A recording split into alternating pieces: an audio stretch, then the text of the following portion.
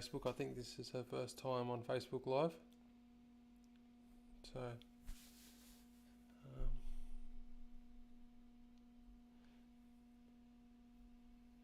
just waiting for her to tune in. These things do take some time. So we'll just wait until she tunes in and we kick it off. I can't hear you. Do you want to just jump off the live stream and try and come back into it, mate, and see if that works? So just like disconnect or whatever, and then maybe close the app and come back. Because I can't see you either.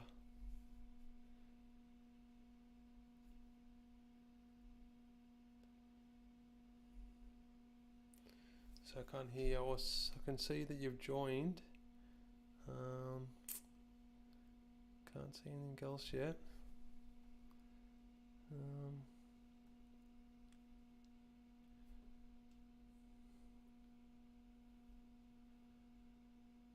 So if you're watching Marita, just try and jump back in if you can. So yeah, thanks everyone for tuning in tonight.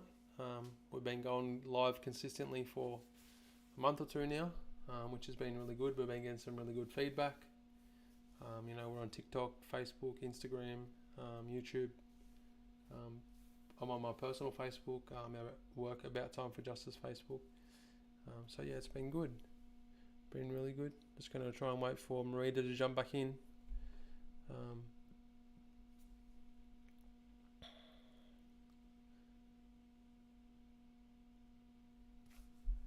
So, our live streams are based around the work that I do and also survivors of institutional child abuse.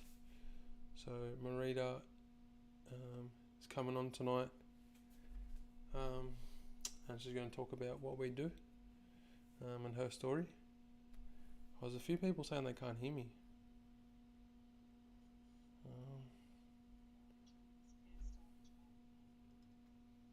I can hear you now, Marita. Can you hear me? Hello? Did you say you had earphones? Maybe...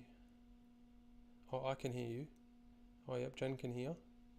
Maybe try without the earphones, Marita, if you were trying with them, or maybe if you were trying without them, try with them. Can everyone hear okay on the Facebook?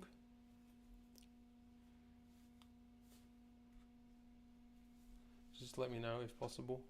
That'd be great. Oh, here we go. Marita wants to join. Okay, here we go. Approve. Send invitation. Alright. So this should work. Hey. Yeah. It's a bit hard to hear though.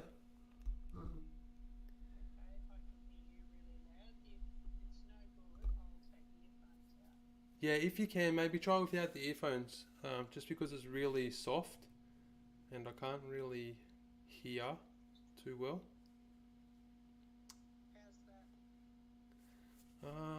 Still really soft. Yeah, I don't know.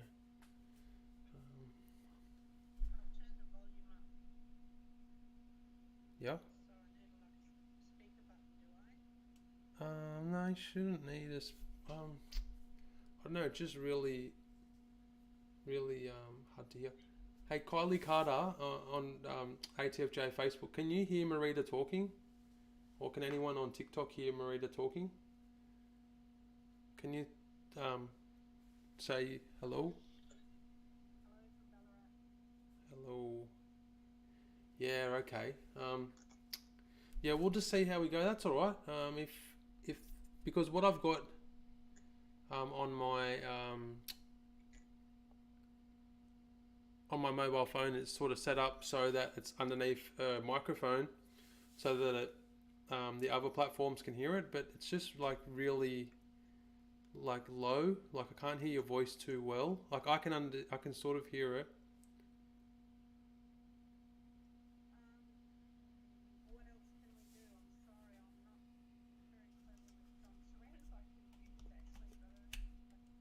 You're right, mate. Um, just got my volume right up. That's all right. We'll just if the other live stream doesn't work, that's okay. We'll just continue. Yeah. So me and Marita have been talking on social media for quite a while. Probably, I'd say probably two or 3 years, maybe even longer, to be honest. Um,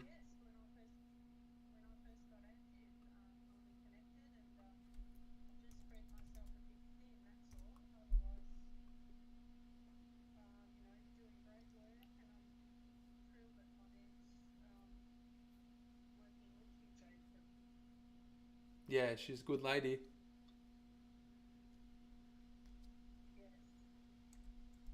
Really good lady. How did you two meet?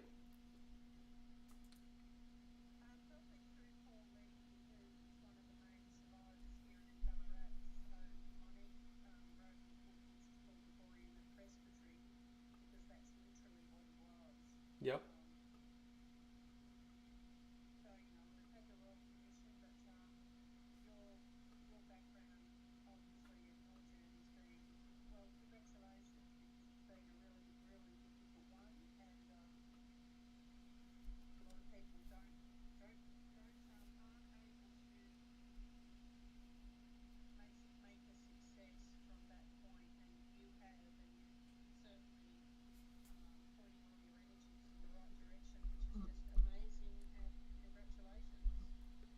Yeah. Thank you, mate.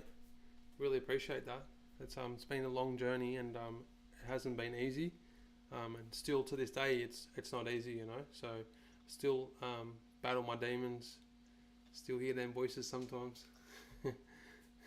But you know what? I'm just turning up every day, speaking to my counsellor when it gets a bit much, doing my self love, going to the gym, studying, spend a lot of time with the family. It all helps.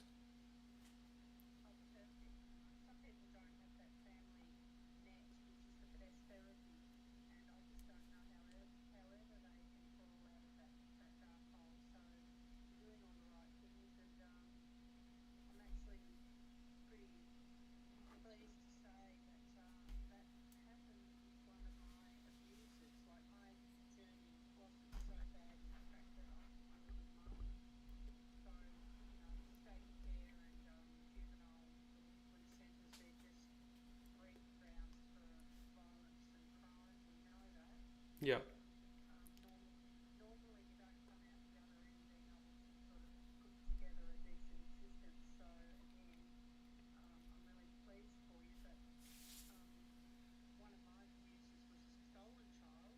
yeah,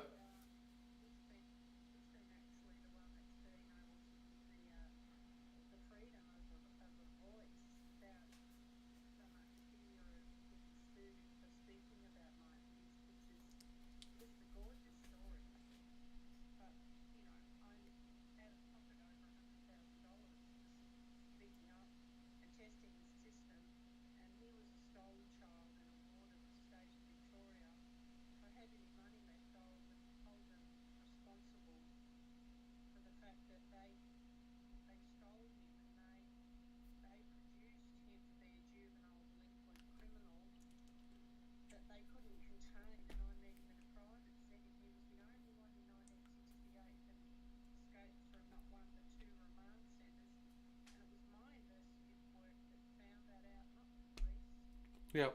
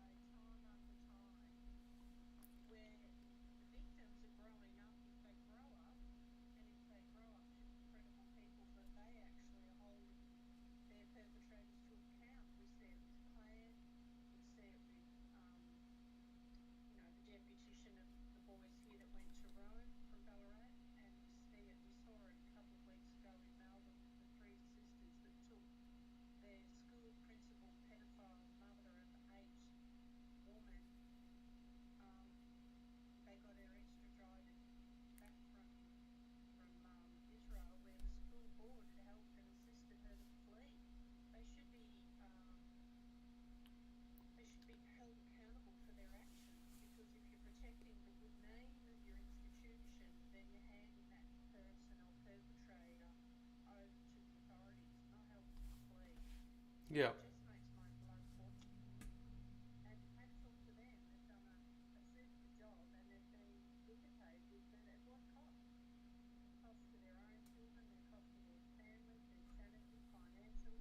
Yeah.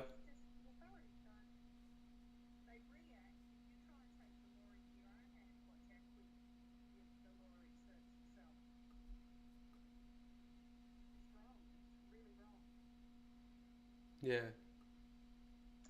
Yeah, it is.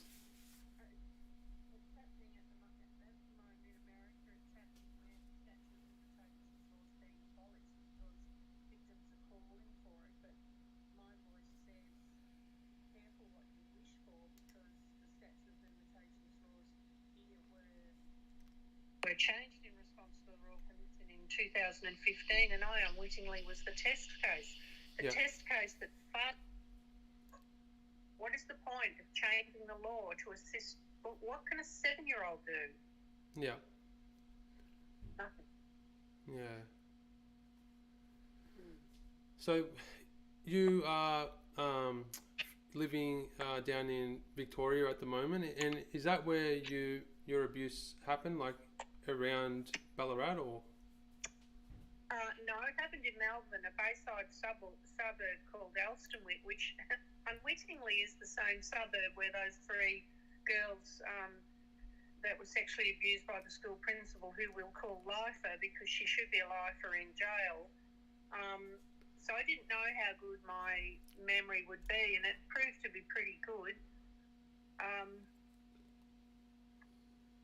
So I'm inviting people, and this is a golden opportunity to spruik my documentary, which is called You Be the Judge, the Marita Murphy story, and it's on YouTube. It was put on YouTube by practically the only politician that was actively being an ear and a place to go for child sex abuse victims in Victoria after the Royal Commission.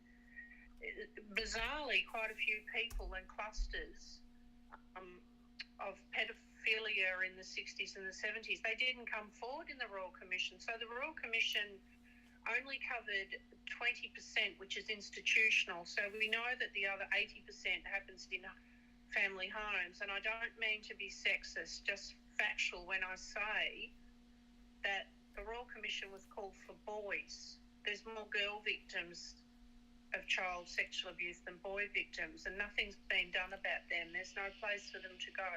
I know they're going through the redress scheme, and I hear both good and bad things about the redress scheme, so it's better than nothing.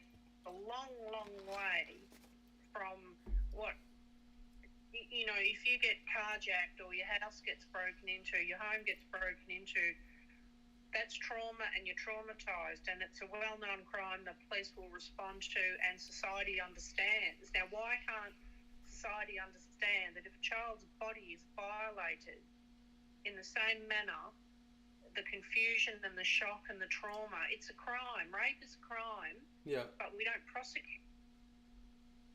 And the body keeps score, and people want to get all fancy about therapists or highly educated people talking to us about trauma. Well, in layman's terms, I just say trauma is the puppy dog that's happy. His master comes home, he runs up, his tail's wagged, his master's had a bad day and gives the puppy a kick. Is that puppy ever going to be quite that same innocent, trusting? Of course it's not.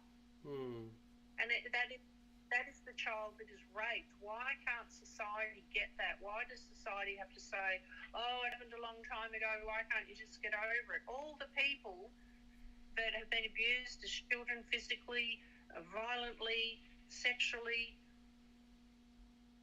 they're entitled to be safe as a basic human right. And it's not their job to do it, it's adults' job. And the adults aren't adults, and they haven't adulted. We're adulting now by talking about it, but it's, again, victims bringing it to the public notice. And the public just seem to have this enormous blind spot. Mandatory reporting, I just say, I'd call that common sense. Yeah. If you could protect a child, the Survivor tribe is really fabulous, and it's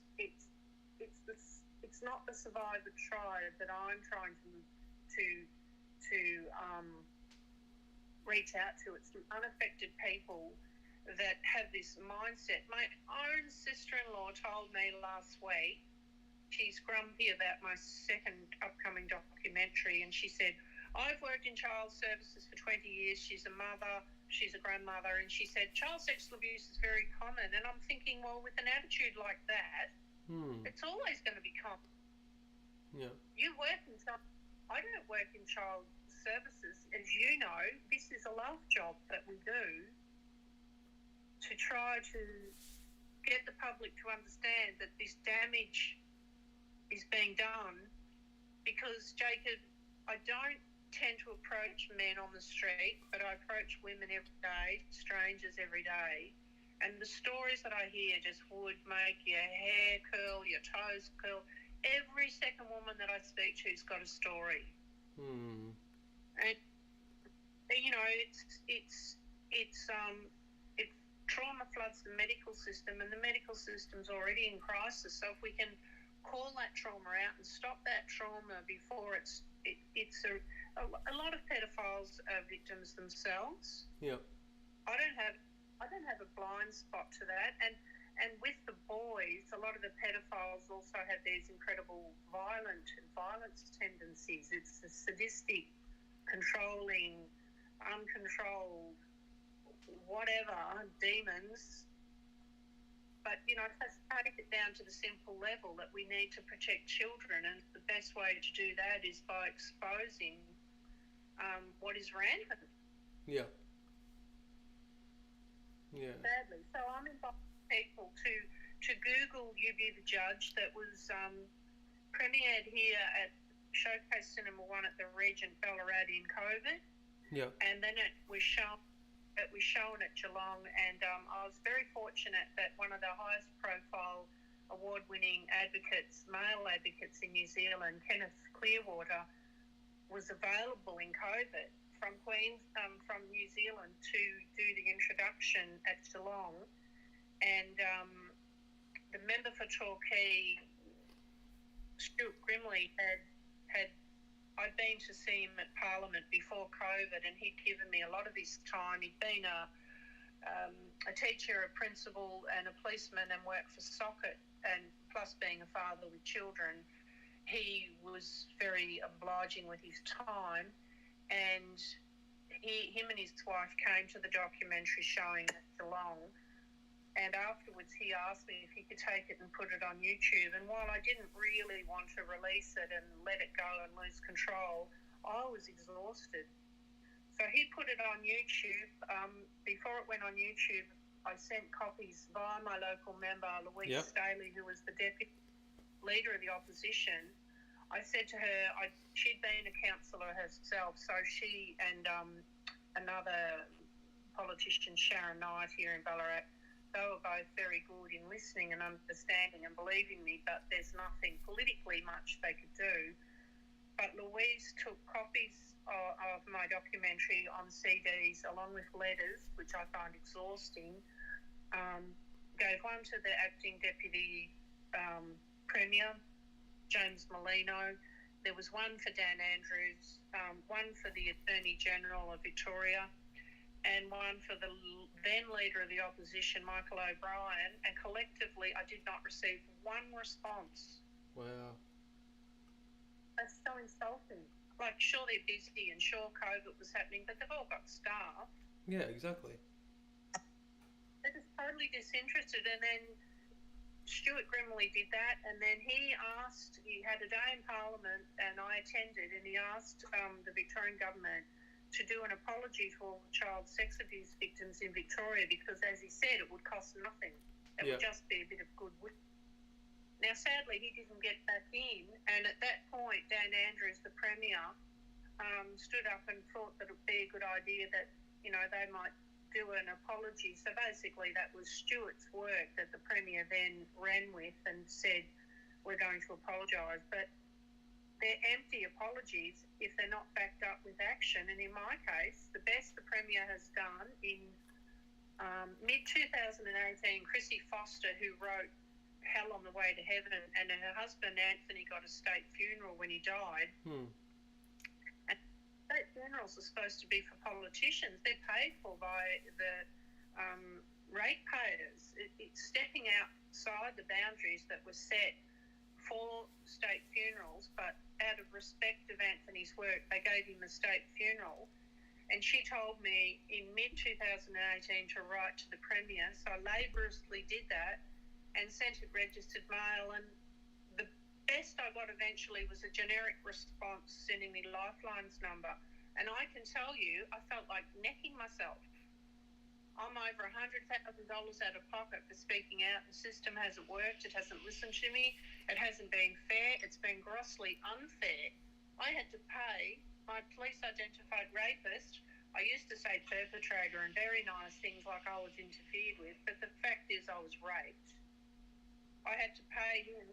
Well, the bill was $120,000 to not be heard. So, you know, he had the money to keep appealing, so he's effectively bought justice. And if the three male judges had have ruled that we go to trial, they overruled a county court woman judge who ruled that we go to trial, and he'd appealed to her after the court had ruled that we do mediation. And my lawyer said to me, if he refuses to mediate, they really frown upon that. Yeah. Well, guess what? He had the money just to keep appealing till he got the result that he wanted, which was basically to silence me. So the more people that watch my documentary, the more power to us. And I know a lot of the victims, I think those girls from Elstonwick, it's something like 14 years that they've been fighting, and Malka Life is in jail awaiting sentencing. So I get impatient, Jacob, and I've got to not get impatient, and I've just got to say, what good work can I do on my journey that will help others? And at the moment, I've set a bad precedent for others following, in that challenging the statute of limitations laws has been a fail. But I'd like to turn that fail into I'd like to be able to turn that around with my work. Yeah. If I don't die in the interim, that's my goal. That's my. Yeah. Because if we have a 1% conviction rate on rape reporting, there's just no deterrent for perpetrators. Now, perpetrators, as you would know, are usually bigger, stronger, more powerful, older.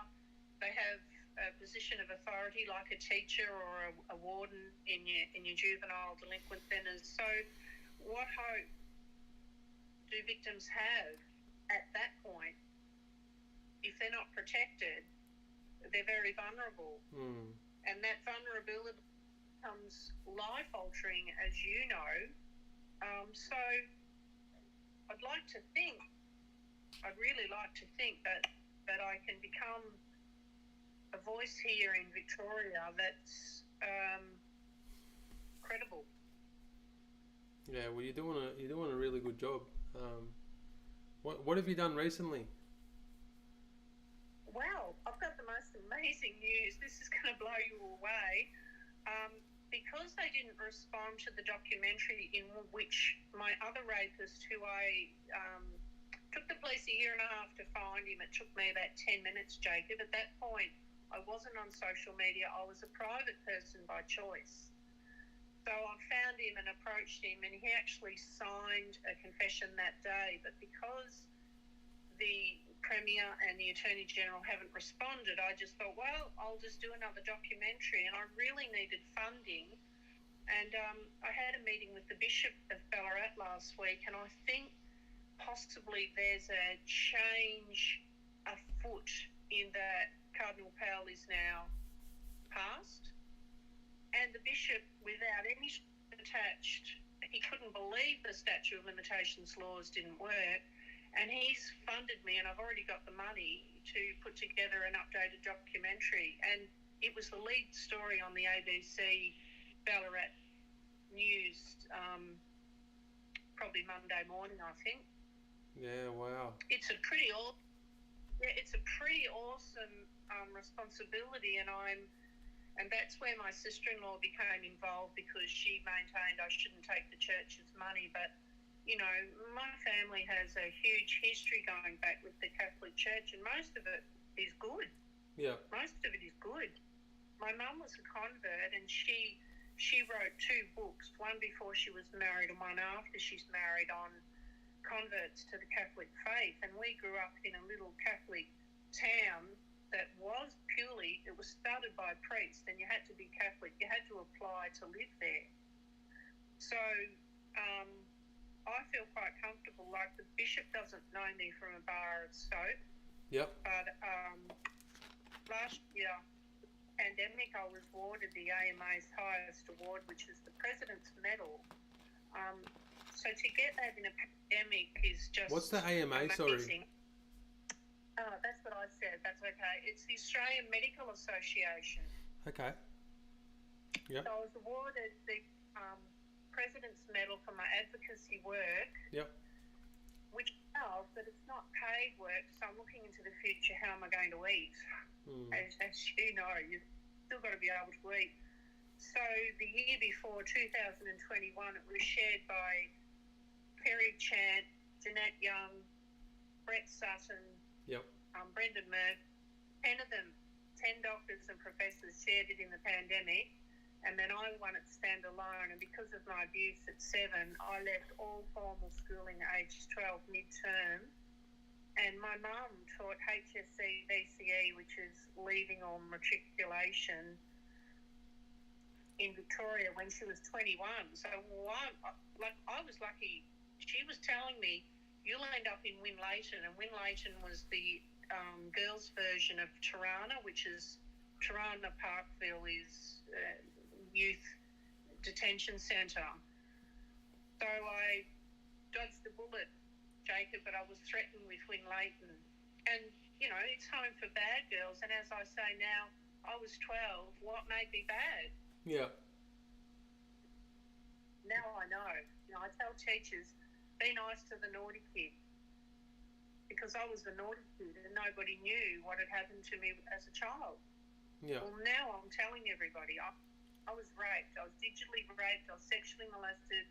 I was the victim of gang rape, in a week to 10 days, and it's all in the documentary. And if I'm lying and I'm suing someone wealthy for rape, and he says he's innocent, which he did in the paper, why didn't he countersue me? You've got some dirty, rotten, low-life person suing you for rape and you're innocent. Why don't you countersue? And that's what I was at risk of by speaking out. Yeah. But he didn't sue me.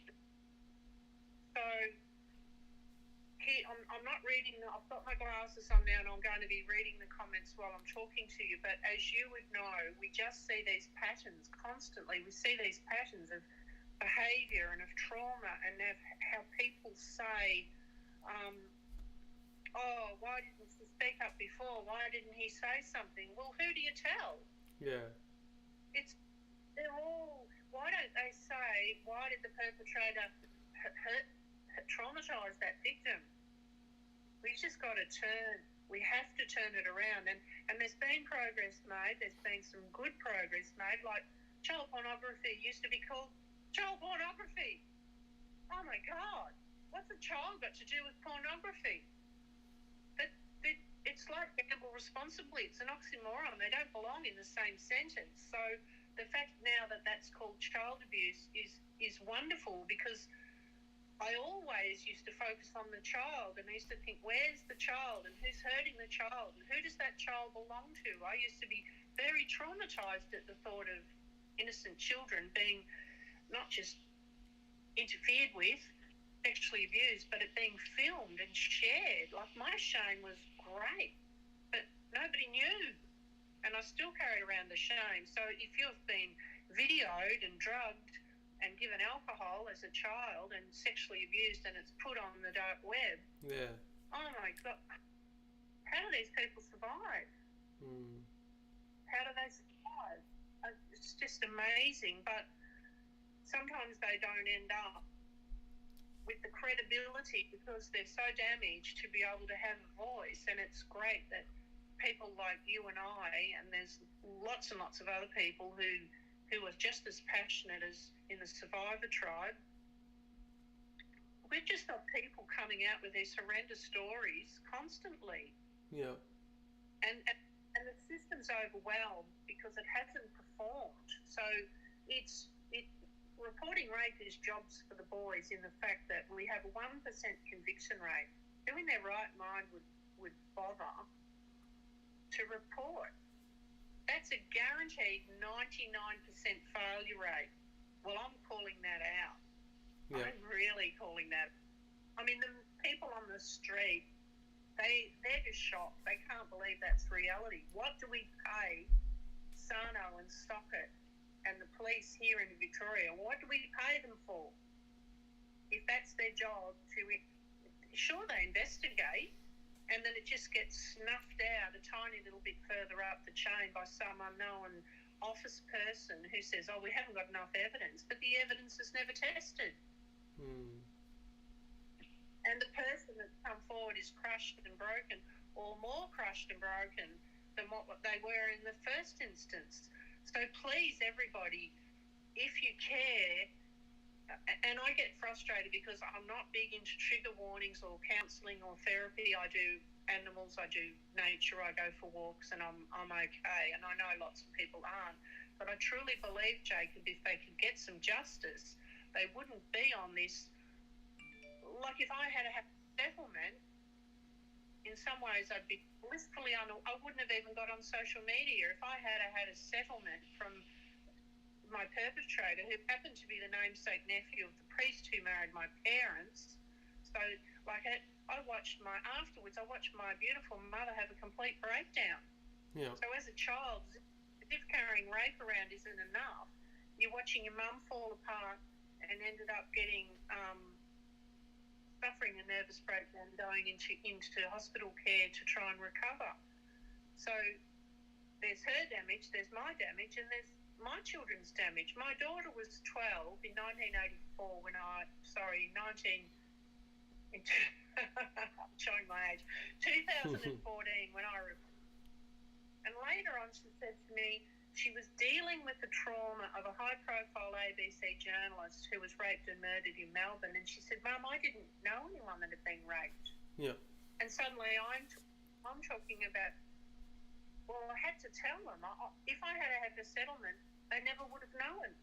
If I had been treated with the respect that I thought I deserved, which was obviously very misplaced, and the pressure, we have to rent out the family home to create cash flow, and I'm selling all our worldly goods. And my husband and I separated under the one roof after 38 years. So the damage done is just incalculable.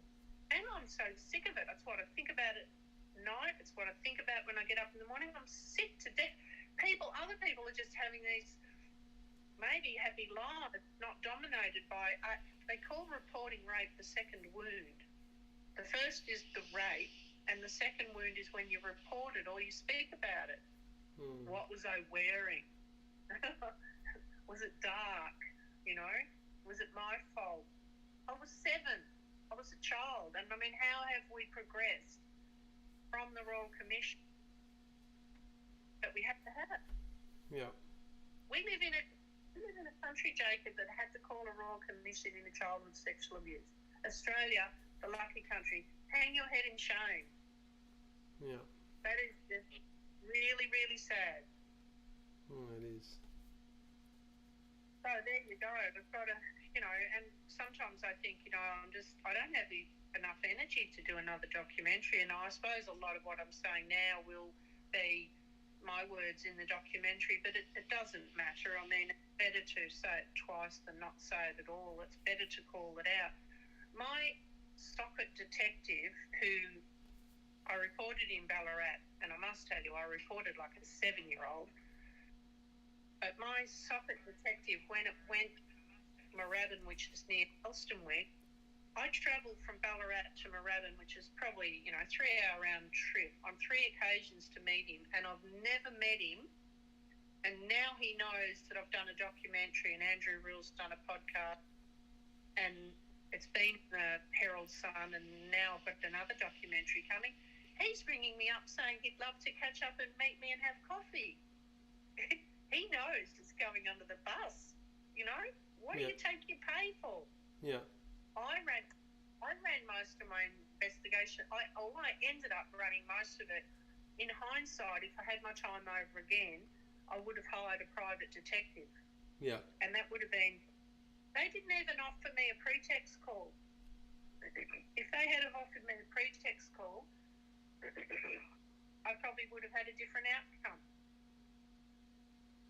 Because as I say, I'm not a blow-up doll. I'm a real person with feelings and a memory. Yeah. You've been through a lot, mate, and you speaking out, which gives other people, the chance to speak out and the courage to speak out. There's been a few people that have been writing comments in here as we've been going. One lady, she said, it took me 50 years to speak about what I went through, so keep up the good fight. There's another one here. I think it's really... there's another one. From Sunshine Semi. Hit me after I was 40 was all too much, too weird.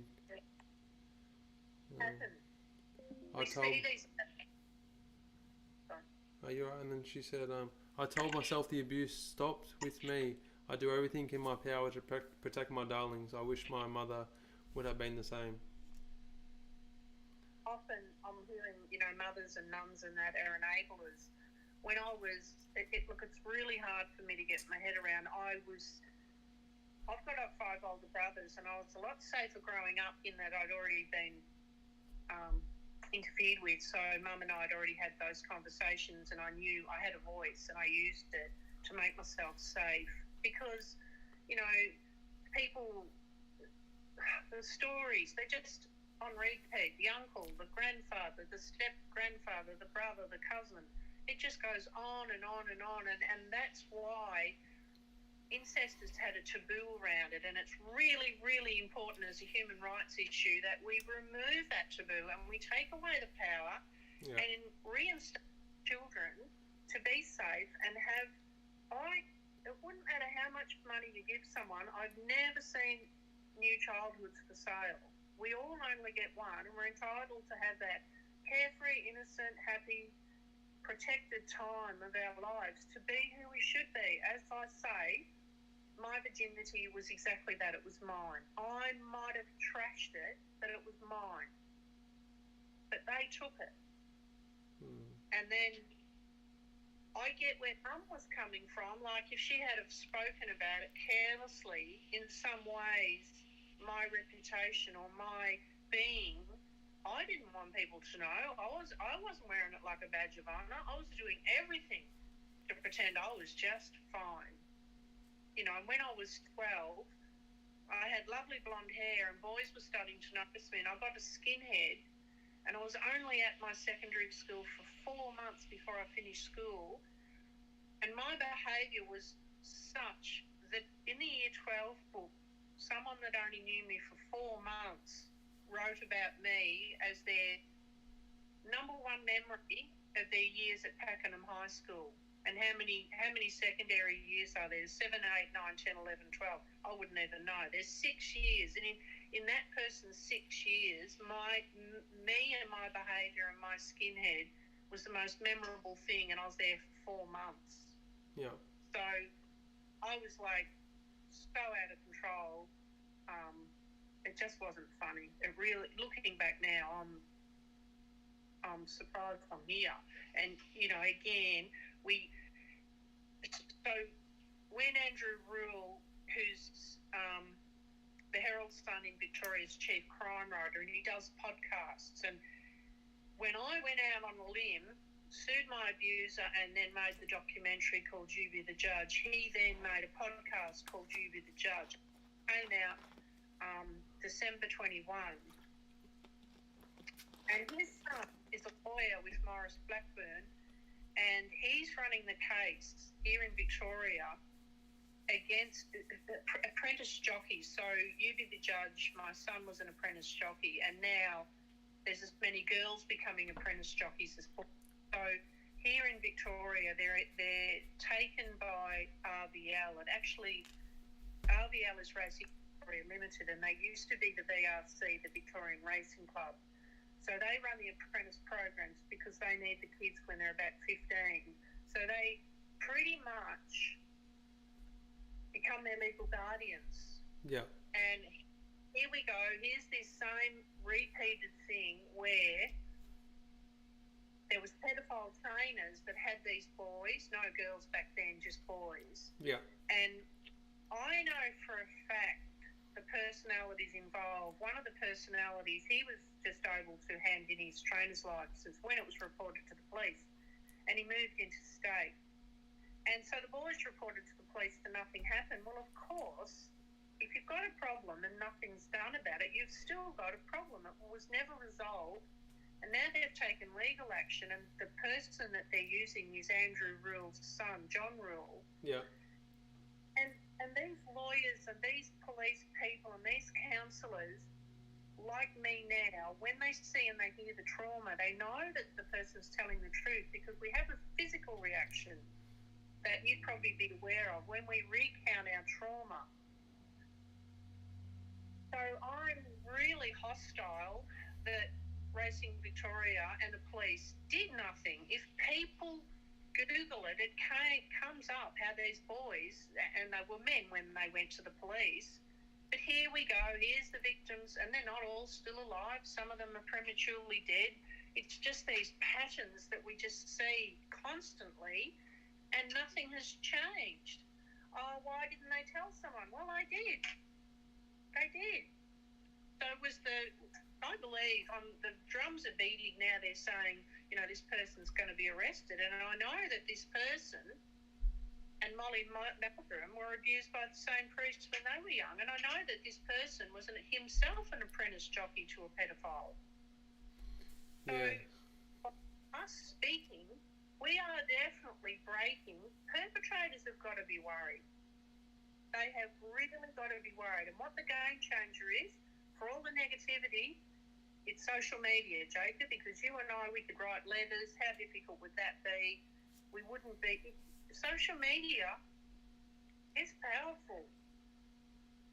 Yeah, exactly. And you must be excited to drop the next episode of your YouTube documentary. So you're going to make a start on that pretty soon, are you? Or? Yes, well, I've already got the money. I have an obligation now to move forward, and I pretty much had it planned in my head, but now out of respect, and I will respect the church, because I'm one of 7, and all my siblings bar one, him and I are quite alike.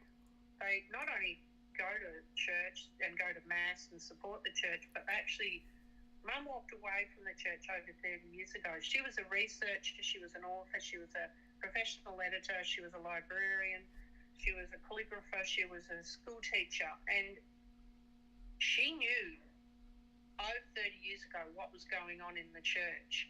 And so they went back to the traditional Latin Mass, and with that act of disobedience, they were threatened with excommunication. But I'm happy to say they're thriving today, and only one brother and I don't go to Mass, so the bishop does not know me, and my brother was in the seminary.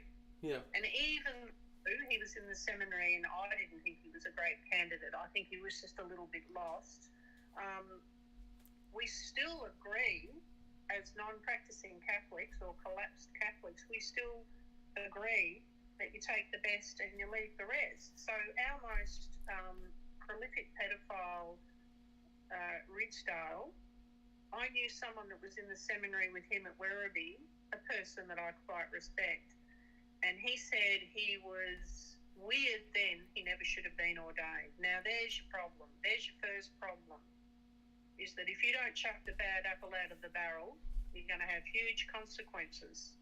And so our little Catholic town had all the best. We had Catholic church, school, presbytery, convent. It was a nice routine for families out rurally. But there was this one young man in the town, beautiful, well-spoken, well-dressed, clean-cut, drove his clean car carefully, and all the parents liked and trusted him and that, and he was a pedophile. It's always the way.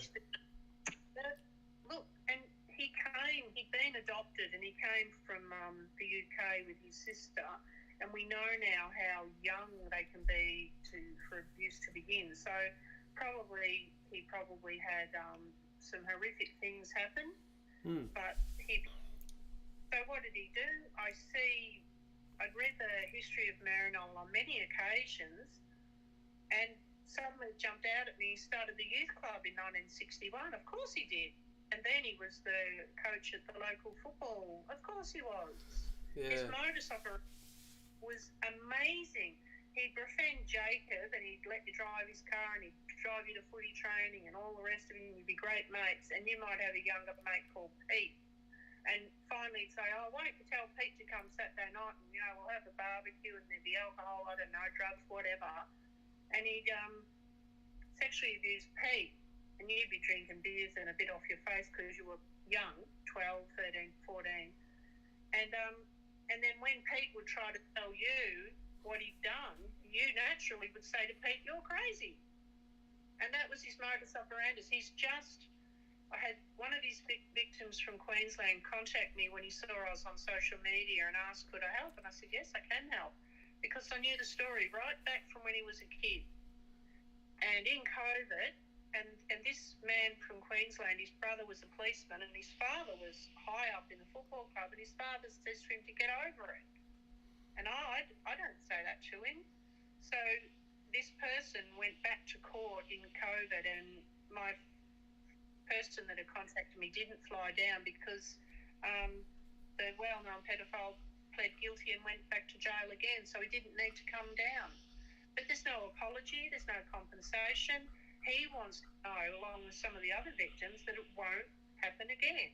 Kids should be able to go to the local football club and be safe. Yeah. And they weren't. Yeah, no, there's so many sad stories out there, mate, and it's just terrible. But it's really good that you're speaking up. Is there any questions or anything anyone wants to ask Marita or myself? I'm totally transparent. You what? I'm totally transparent. People can ask me anything. Yeah. Any questions? Any questions anyone wants to ask from either of us? If you did want to jump on and look at the YouTube, we've dropped it on all the social media channels. So on our Facebook, on the TikTok, not on the TikTok, but if you are on TikTok and you want to get the link, just inbox us and we can send it to you. But yeah, if anyone has any questions or anything they would like to ask, that'd be really good. If you want to get in contact with Marita, you can just find her on. You're on Facebook, aren't you? Is there anything else that you're on? I'm on Twitter too now, and I'm a little bit on Instagram and a little bit on TikTok. I've had young people tell me I need to get on. Oh, isn't that beautiful? Thank you, Evelyn. It's my pleasure. I'm really passionate. My mum used to say, all the work you do, Marita, doesn't have to be paid work. And I used to wonder what she meant, Jacob, and now I know what she meant. Yeah. I think that Bishop, and his name is Bishop Paul Bird, and I walked in and called him Paul, and I said, I'm not going to treat anyone with respect until I'm sure they've earned it, and I left that meeting calling him Bishop, and it's powerful. It's not just the money, and the money is probably only a tenth of what you be the judge cost, but we can change outcomes and we can protect children with our horror stories, and the fact that we know now we've had this furphy around even the government, and it's a pretend thing. Like Grace Tame's perpetrator made her a woman of steel in the fact that he spoke out when he had that interview with Belinda Arndt or whatever her name is. It was only at that point that she decided she would like to speak, only to find there's a gag order in place to protect the victim. What a load of frogs trollop. It's just not true. It's another furphy oh, we've got to protect the victims because they're going to be embarrassed. What the hell has a victim done to be embarrassed about? It is a con. These well-worn, we've just got to blast it out of the water and put all the onus back on the perpetrators, because they are protected all the way up. Like, apart from Stuart Grimley and some of the women, Catherine King's our local member, and I did lodge a claim for redress, and I've gone through 4 social service ministers, written to them and that, and they've all ignored me. But when I lodged the claim, Catherine King, Louise Staley, Stuart Grimley, and some other politicians all wrote to the minister. Her name is Amanda Richworth. And again, we just get these yes minister responses. Why doesn't someone just step in and say, it's pretty obvious that's a gross miscarriage of justice, and fix it? There's a local man called Terry Floyd, and his brother was taken by a pedophile when he was 12 between Maryborough in Victoria and Avoca, and his remains have never been found, and his younger brother is trying to find his remains. The state government have given him $145,000 for no result yet. They can give back my money if they choose, because I was assaulted by their juvenile delinquent that they couldn't control and they made when they stole him. He signed a confession. He signed my petition, the paper copy of my petition. He signed for me to use his image. He signed for me to get his 1968, all his Ward of the State of Victoria files. But what more do we have to do? Yeah, I'm really looking forward to your next YouTube coming out, mate, and people being able to even jump on and watch your one now. And yeah, thank you.